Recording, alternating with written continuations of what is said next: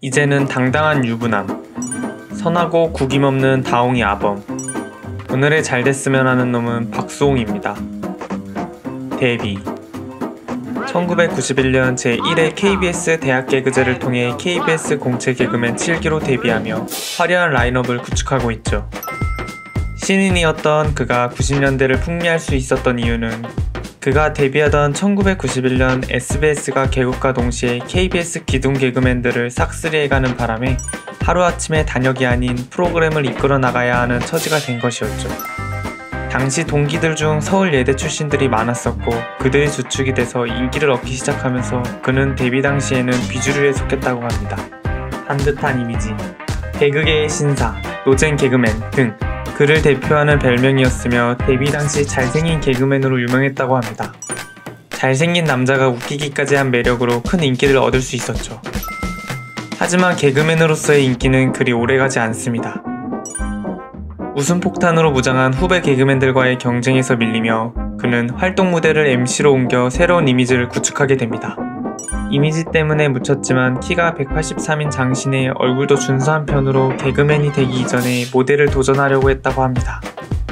대표적인 절친 손원수는 박수홍 선배님을 상상할 수 없을 정도로 너무 좋고 멋있는 사람이라고 말했으며 윤정수는 1996년 이문세 쇼를 통해 처음 만나 지금은 피보다 진한 우정을 자랑한다고 했죠. 제 전화 한 통이면 한밤중에도 달려오는 박수홍의 그런 심성은 누구보다 서로를 먼저 생각하고 아끼는 형이죠.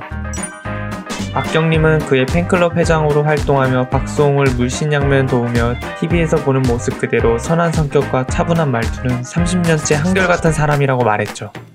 착각의 늪 박경림과 박수홍은 스타와 팬으로 처음 만나 지금까지도 남다른 인연을 이어오고 있죠.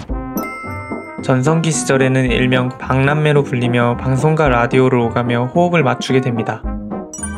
많은 대중들에게 사랑을 받은 그들은 앨범까지 내면서 가수와 프로듀서로 활동하게 됩니다.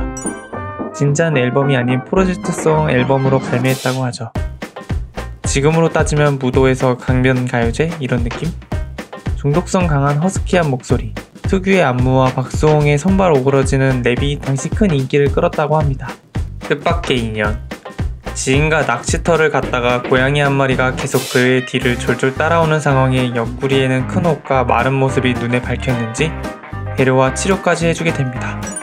당시 그는 고양이를 키워본 적도 없고 키워올 생각도 없었다며 치료 후 입양을 보내려고 했지만 박수홍의 곁을 떠나자 상태가 안 좋아지면서 계획이 없던 고양이와의 동거가 시작되죠. 그가 태어나서 가장 힘든 한 해를 보내고 있었을 당시 곁에서 있어준 다옹이는 잠을 못 드는 박수홍 옆에 다가와 잠을 재워주었다고 합니다.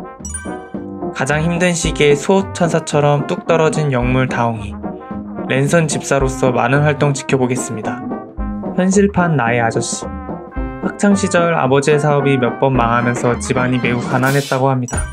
그 누구보다 힘들게 돈을 벌어봤던 사람으로서 가난으로부터의 비참함과 허탈한 기분을 누구보다 잘 알았죠. 누구보다 선행에 앞장섰던 사람으로서 대표적으로 어떤 선행이 있었는지 살펴보겠습니다.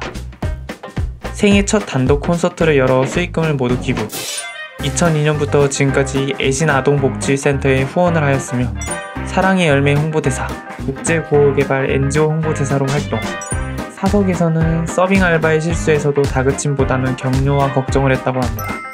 스치는 인연에도 방송 모습 그대로 그의 언행과 품성이 인간 박수홍을 잘 보여주며 정말 존경심이 드네요. 철없는 아들 프레임 때는 바야흐로 2016년 40대였던 그의 의외의 별명이 생기게 됩니다.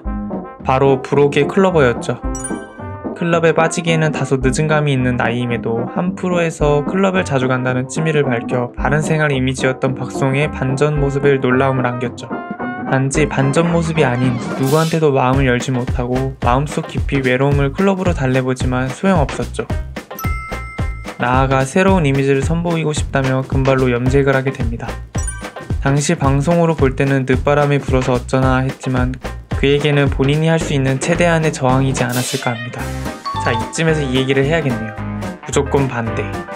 과거 그는 젊었을 적 사랑하는 연인과 결혼까지 생각한 적이 있다고 했습니다.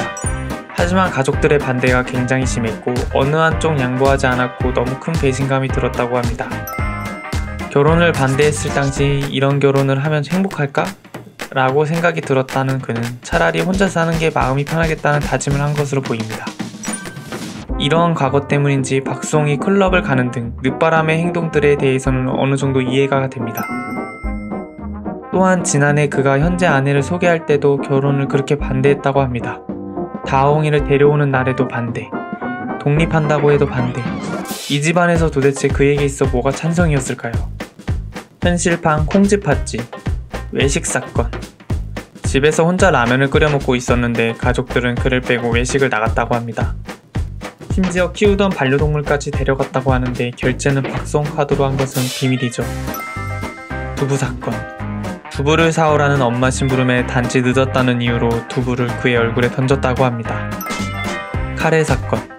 엄마에게 카레를 맛있다고 했더니 일주일 내내 카레를 줬다고 하죠. 이에 박수홍은 내가 인도 사람인 줄 알았다고 말하자 너네 아빠도 안 하던 반찬 투정을 네가 해? 돈 번다고 유세하냐? 라고 화를 냈다고 합니다. 그 상태로 방에 들어가서 3일 동안 아무것도 안 먹고 단식투쟁을 했다고 하죠. 결국은 박수홍이 무릎을 꿇고 사죄했다고 합니다. 매스컴에 나온 기사들이 모두 사실이 아닐 수 있지만 정황상으로는 그의 발언들이 재조명되기 시작합니다. 사주. 박수홍 씨의 형 박진홍 씨는 예전부터 사주를 공부했으며 박수홍의 모든 사안을 사주로 결정했다고 합니다. 사사건건 사주 얘기를 들이밀며 그의 인생을 사주로 철저하게 가둬둡니다. 과연 그의 사주풀이는 박수홍을 위한 사주풀이였을까요? 아니면 자신의 아내를 지키기 위한 하나의 도구로 사용한 것이 아닌지 합리적인 의심이 갑니다. 그렇게 사주풀이에 능한 그가 지금 처한 상황은 과연 사주로 예견했는지 진심으로 궁금합니다. 형,